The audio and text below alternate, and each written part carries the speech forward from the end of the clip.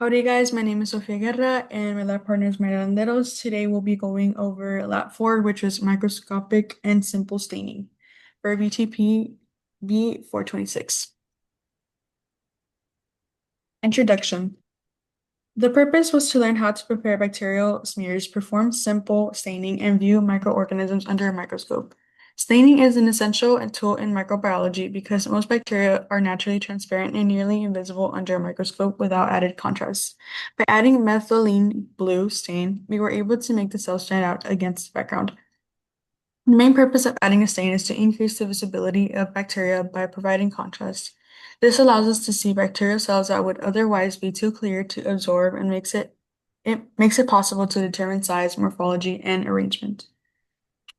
For our materials, for cultures, we use S. aureus, B. cereus, S. typherium, and other materials including glass slides, wax pencil, DI water, inoculating loop, hot plate, Bunsen burner, staining tray, methylene blue stain, microscope, and a lens paper. For our methods, we worked with three bacterial cultures, S. aureus, B. cereus, and S. typherium.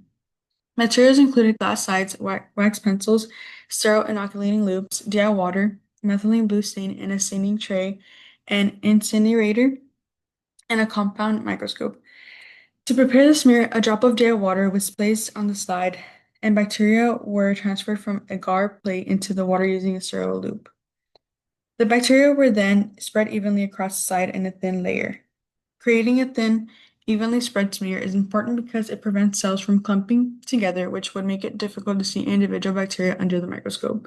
Thin smears also allow light to pass through clearly, giving a sharper image of the bacterial morphology.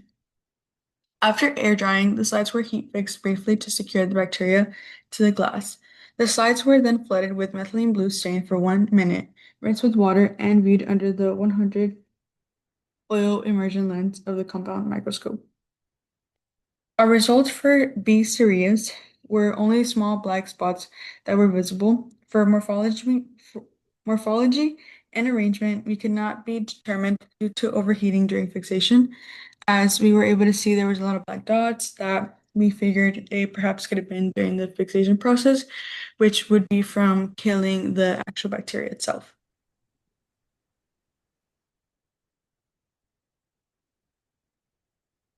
A similar issue occurred with Isaurus. Because of overfixation, we were not able to determine the morphology or arrangement of the cells. These errors demonstrated how overheating during fixation can destroy a bacterial structure and prevent clear visualization.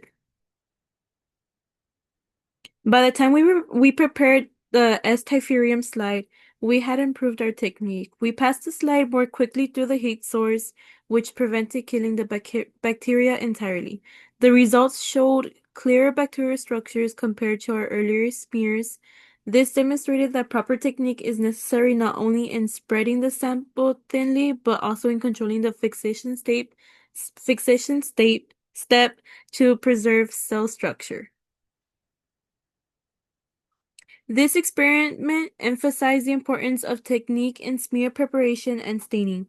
Our first two slides did not yield usable results because the bacteria were killed during fixation, but by just adjusting our method, we achieved better results with S-typherium.